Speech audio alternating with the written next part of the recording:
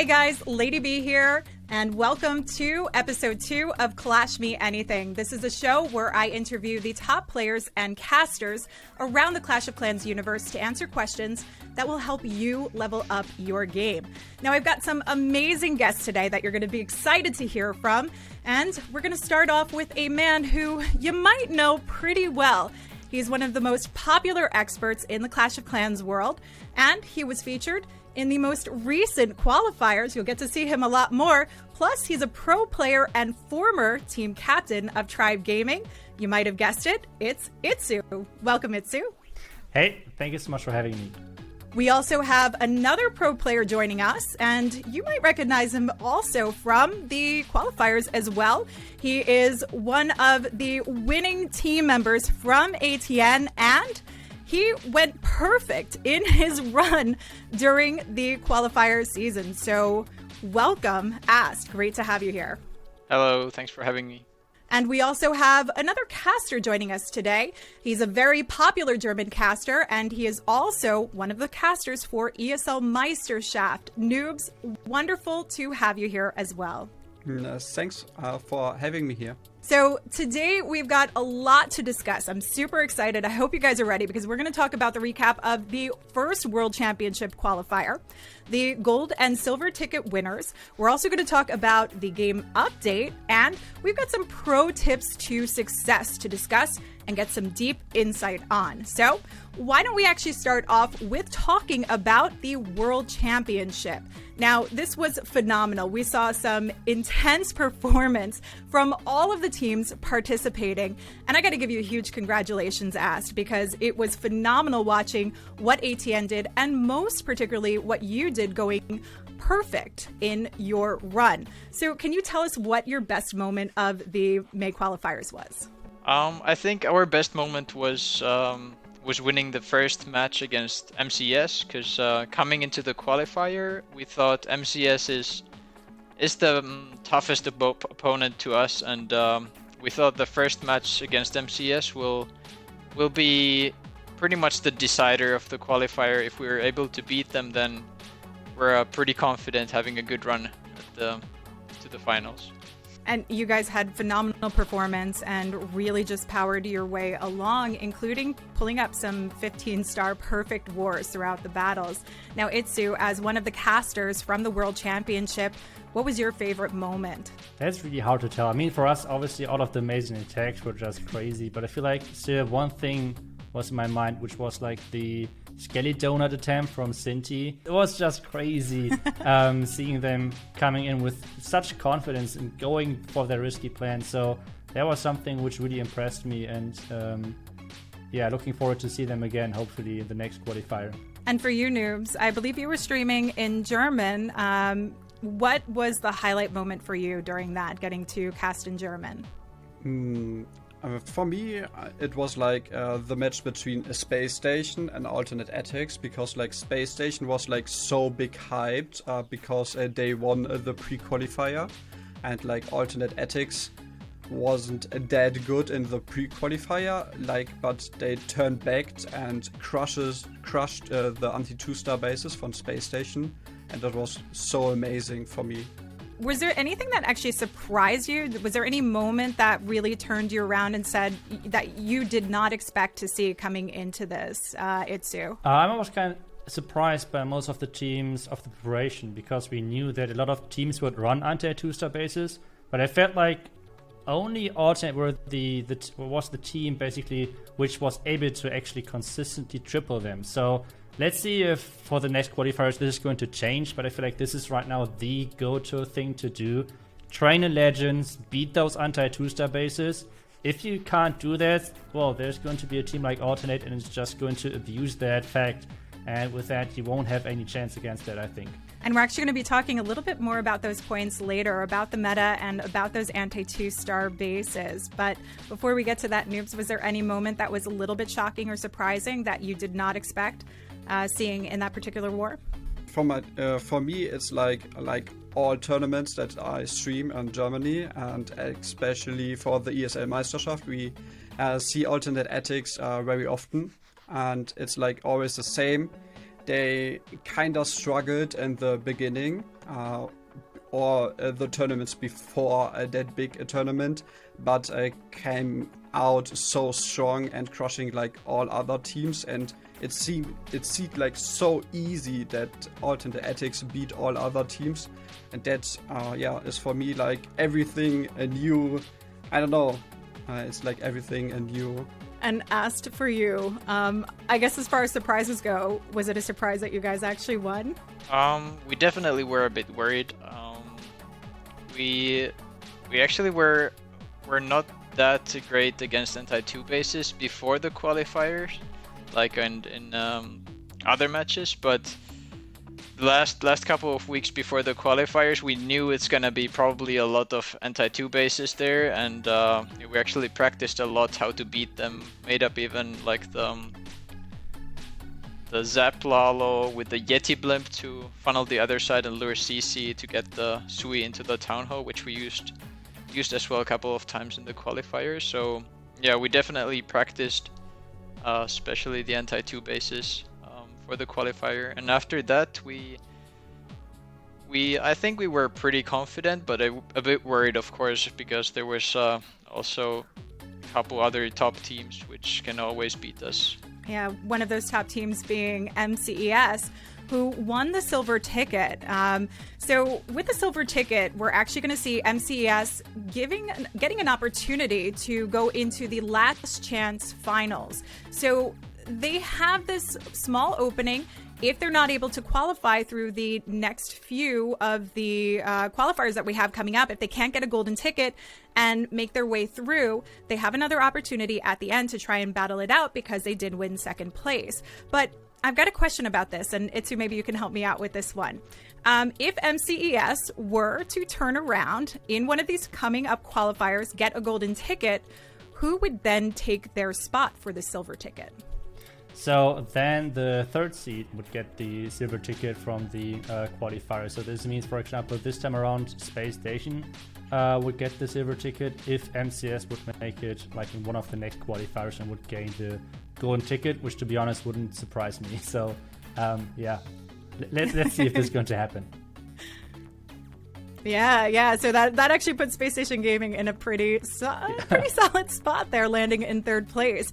But that really, like, that gives more incentive to really just keep going hard as you're working through. Now, we're going to see some changes coming up, and we've got this update to talk about as we're going into the next qualifiers. So let's discuss a little bit more. I mean, first, let's talk about where the meta is right now. Are you guys happy seeing where things are? Asked as a pro player, what do you think about the meta currently? Definitely, we're really happy that the meta changed a bit to a bit harder after the Town Hall 13. I feel like most of the pro players were not enjoying the meta on Town Hall 13. But yeah, now on Town Hall 14, it's definitely a lot easier to defend, and you can actually bait a couple of attacks, and it's not like you put 100% of the traps against one strategy and it still works. So yeah, I think the meta right now is pretty good for a competitive play.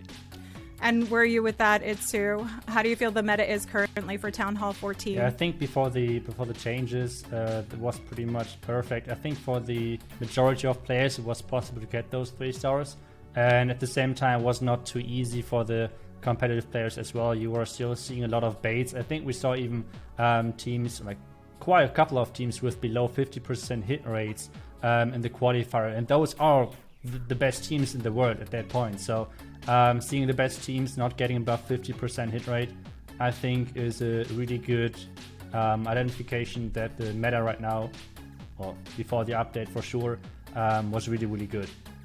So let's actually talk about what this means with the update changes that we have coming with the release of some of the new levels to defenses, troops, and the new troops that we have coming in. This is going to be a big time going for the next qualifiers. I'm thinking we're going to see some new strategy coming in. So iTzu, Talk us through your feelings about the update. I mean, it's a tough call, right? So far, we have mainly seen like what is about to happen. We have not really seen like how the pros adapt and everything.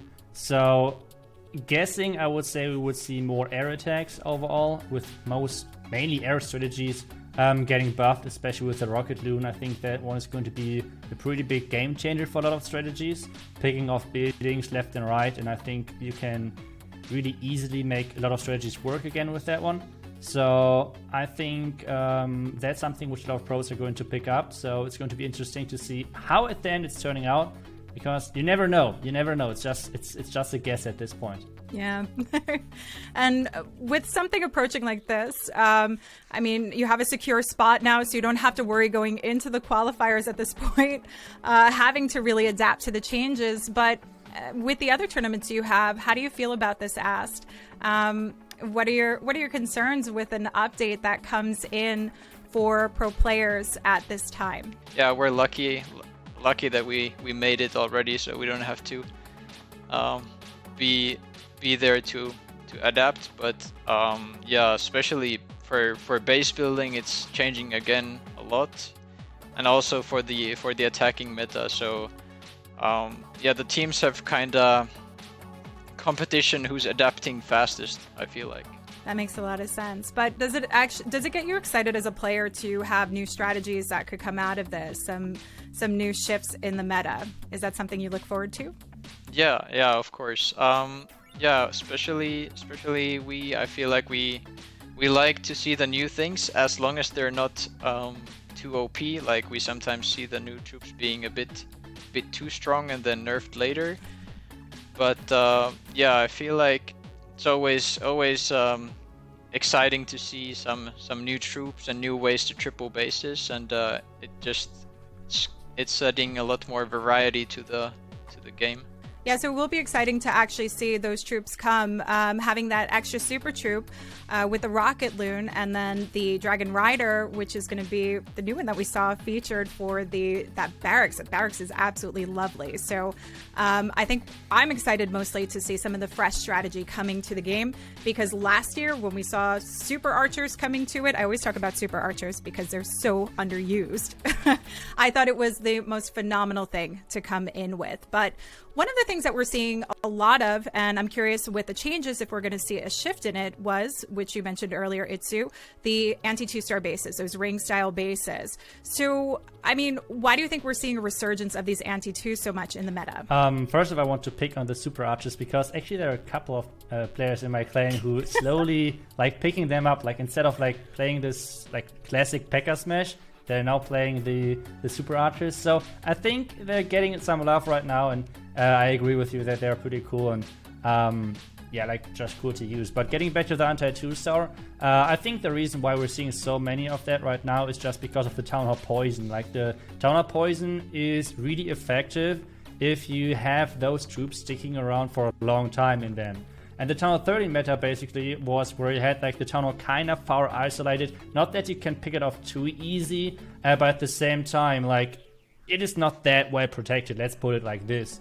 And Town Hall 14 is just so powerful that you want to protect it, and this is why everyone has having it into the core and protecting it really well with a lot of defenses and making sure that everything is staying inside the Town Hall Poison. And that's why we see so many ring bases, so many X-bows, scatter shots, Clan Castle, for example, next to the Town Hall, just so those troops are stuck in their Town Hall Poison and won't get out. Because as soon as they get in there, even P.E.K.K.A or like any other troop, even healers, for example, they will have no chance and they won't get out of that Town Hall Poison.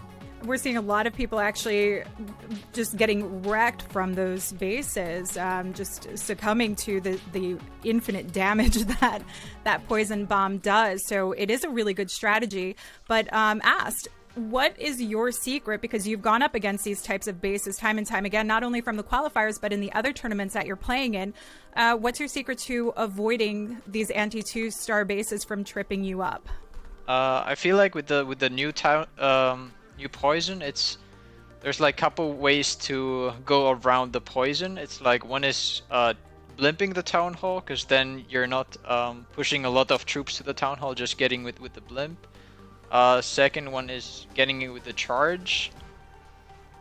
which also usually the queen is surviving the poison even if she walks a bit inside of it. And yeah, you can also in some cases get it with the Sui, and also that's kind of the same as the queen charge, so you're not pushing too many troops into the poison. Yeah, but sometimes it's also possible to just do a P.E.K.K.A smash like we've seen. Also super witches are standing pretty well against the poison, so there's still multiple ways to go around the strong town hall poison. And Noobs, you mentioned that you were playing with your team in CWL. Are you facing some of these anti-2-star bases, these ring-style bases, during your CWL ventures or even during Legend League's pushes? And if so, what's your favorite strategy to try and get that 3-star? First of all, I try to don't attack them because like a small mistake and you do a 1-star. So that's like for me the number one rule. But if I need to attack them, I really like the Electro Dragons because they're like not that hard, but to master them, that's like pretty hard. I think you need to place the spells perfectly, and that's pretty hard. And yeah, but I really like the Electro Dragons with the new level as well now. So I think I improve on that. Very nice. And are you using the blimp to take down the town hall as suggested? I don't know. I think the middle of the base is like pretty important to get it down with the Electro Dragons. You can use a slammer as well, and the heroes go outside of the ring and getting the rest of the base. Very nice. So there's always multiple ways to do this, and I think that's one of the key things for a lot of the viewers that are trying to learn how to adapt. And it's great to have a panel here with so many knowledgeable players and creators to really help get that information in. And that's actually a good point. So we can talk about a little bit more of that pro level play. And we've got some viewer questions to go with that to help the community, because they want to know from you guys what they can do to improve their game. So for let's start for iTzu here. I've got a question from Master Dragon Quest. He would like to know, is the Valkyrie is it viable in a current meta, or does it need a rework? What are your thoughts on that? Oh no, I think I'm the worst person to ask that, because I mean, I guess let's just put it like this: we work. That's it. I think the Valkyrie is not working with any other troop. Like, it's the speed of the troop is just different to everything else, and it's just like not really working that great, and have not really that many synergies with other troops, so you can't really combine it that great. So yeah, I think just overall rework is like the best thing. Yeah, I think the only real big use we're seeing for Valks right now in Town Hall 14 is coming out of a siege barracks to help with the cleanup on the outskirts of the base to quicken it up, which, you know, it has its place. But it would be nice to see them getting a little bit of love front and center. But that would also mean getting a little bit of more ground love coming in. But we've got another viewer question here from Shelkar Rishu 27, and he would like to know, on a scale of 10, how frustrated are you when your queen gets diverted and the attacks fail? Now, I'm assuming you'd be very, very frustrated with that, but I think the better question that comes out of it is, what can you do to actually fix that? So, asked, seeing that you do a lot of lovely queen charges, you know, that pro level play, what happens? Well, first, how frustrated do you get? And what do you do to actually try and redivert her? What strategies can we use here? Yeah, it's definitely pretty close to a 10. It's always like one of the worst things to happen when the queen is walking. But yeah, sometimes it's possible to just change up the plan on the fly and charge something else, and also switch up the back end that you had planned. But also, like, especially when hybrid was more viable, it was possible to just start the hybrid earlier and push the queen back to where she came from, and that way you could still get the same charge even though it went wrong slightly earlier. Now with Queen Charge Lalo, for example, it's a lot harder because the Lalo is not picking out the normal buildings, only the defense buildings. So now I feel like it's most of the time you just have to change up the charge and try to adapt with the spells. Yeah, and just make sure you really try and get her back and funneled in. I've seen some miraculous moves, including using the invisibility spell. I mean, there are some creative ways you can go about that. I always say the invisibility spell is kind of a nice way. It's a nice thing to keep in your back pocket. We have seen people use it to distract, divert the queen or even the royal champion's focus to a different path. Now, we have another viewer question here, and this one is from Stone Cat Gaming. Now, he would like to know, how do you break down a base and overcome it with different strategies and play like a pro? So this one I actually would like to give to Ast, since he is a pro player. He did win the world championship qualifier for May. So Ast, how do you break down a base? Like, what's the first thought that goes into your mind? Oh, I wish there was one simple answer to that. But there's just so many different kind of bases and so many different kind of attack strategies that usually, especially with the short preparation time, the first attacks are always like one or two strategies that the attacker is preferring, but the guys who have a bit more time, it's just pretty much a long study with all the experience you have, and you're just trying to pick the weaknesses. And I feel like the way you find the weaknesses is just a lot of practice and attacking different kind of bases with different kind of armies, and then over time you'll slowly learn what's working on what kind of a base. I think that's definitely a great answer. You know, get the game time in, play, do those friendly challenges, and find leagues to join. You know, there's many ways that you can get that play time in to really learn to just get used to all these different strategies and find what works best for you. Now, one more question that I have for you asked here from Melroy12. He would like to know, how many hours does a professional player practice, attack, and build bases for us, it's basically base testing, wars, and then Legend League.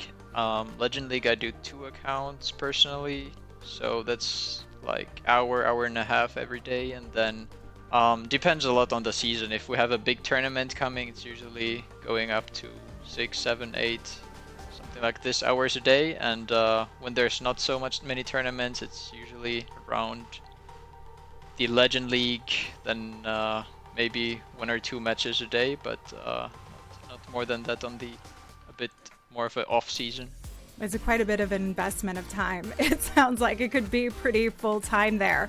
So iTzu, was that one of the reasons that actually led you to decide to go more into casting? How did you know? I mean, yes, it was. I mean, just like Clash of Clans is so time consuming. You have to test the bases, then obviously on some bases you can just tweak the traps and maybe then the base is working. But a lot of bases you have to change the building, so you have the 24-hour cooldown again. And just like a lot of work, a lot of time put into that, and a lot of like theory crafting as well, like for the enemies, like you try to predict what the enemy might do depending on what they like to run strategy wise and so on. So it's not an easy task, and yeah, just like the time you need to put into it, as us just said, is just like crazy.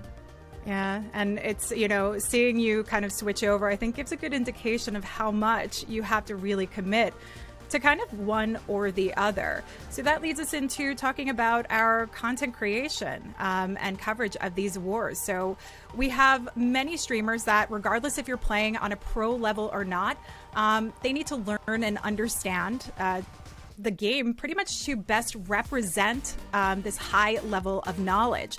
So it's not the case with you, iTzu, because you played at a pro level. But for noobs, you know, because you're not playing on the pro level, and for someone like myself, because I'm not playing on the pro level, we need to find this time to actually learn and, you know, watch and really observe and understand.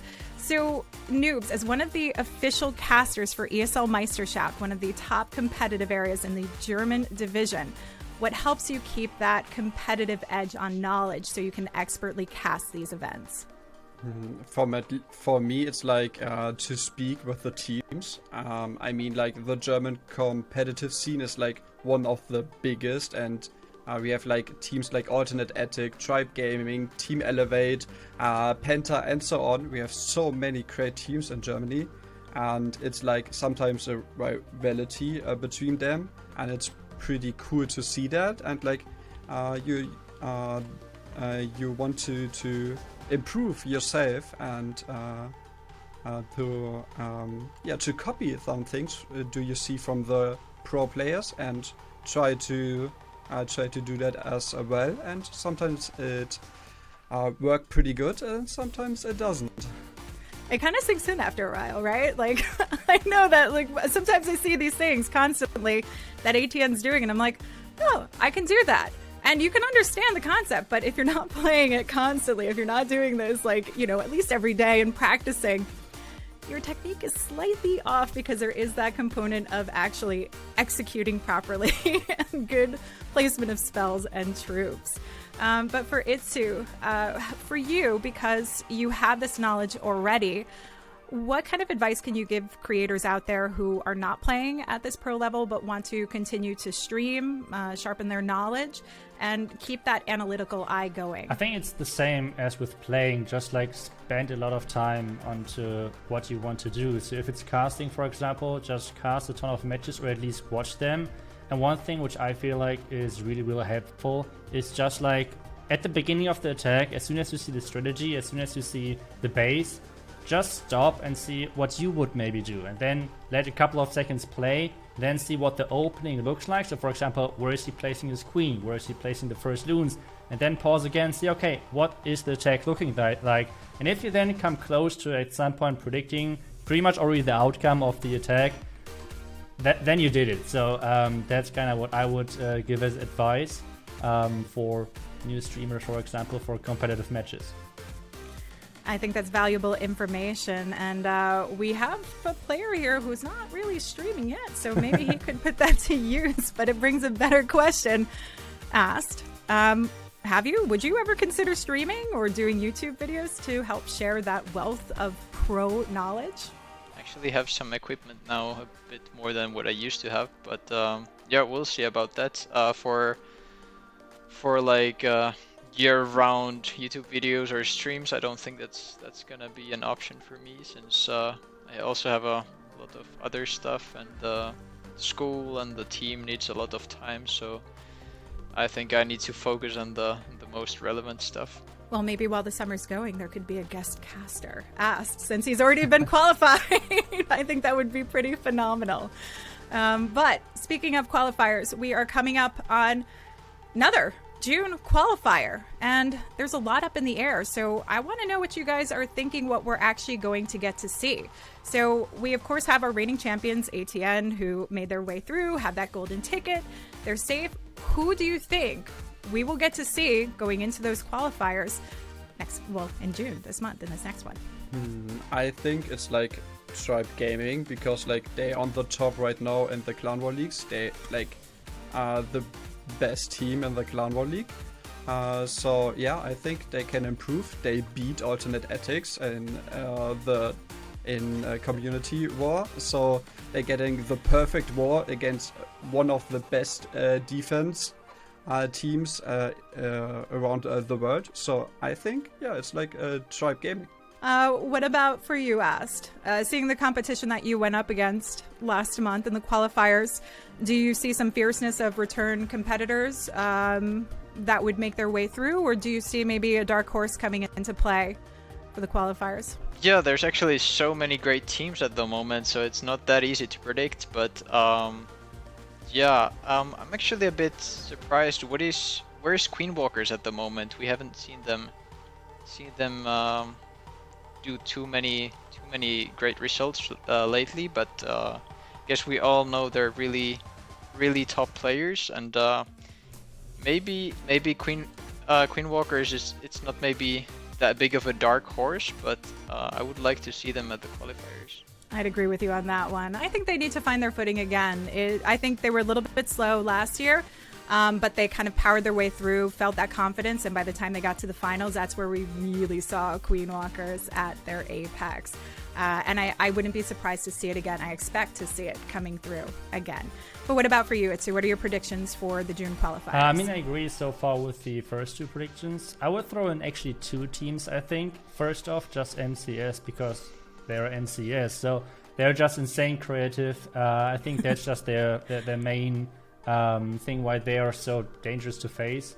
And at the same time, another team which I would throw in, even though they had not the best performance on the last qualifier, unfortunately, but Space Station. And the main reason for that is because I think Air gets a huge buff, especially with the dragons. As I already said, you can use like drag bat with like sniping out certain buildings with like the rocket loons. And so far, I think Space Station was one of the best teams with like drag bat and strategies like this. So I think just the change benefits them. And that's why I think those two teams have a really good run as well, and a really good chance as well. I think that's an interesting perspective on Space Station Gaming with those changes. So I'm excited. I'm going to be looking forward to see if your prediction for that comes true. But they did make a phenomenal push coming in, and MCES, I think hands down after the performance we saw, everyone will expect to see coming through. Or would be surprised if they don't, at very least, if we don't see them in the June qualifiers. They seem very hungry for it this year and very ready to get that golden ticket. So I want to give you guys a big, big thank you for dishing out these exciting details that we have coming with the update and taking the time to explain your process and how you go about not only your gameplay, but the content creation, because I think this is going to be very valuable for our viewers at home. So thank you so much, iTzu, Ast, and Noobs for joining us. And for all of you at home for building up the hype, thank you so much for tuning in. And don't forget to tune in next time. We'll see you on the battlefield.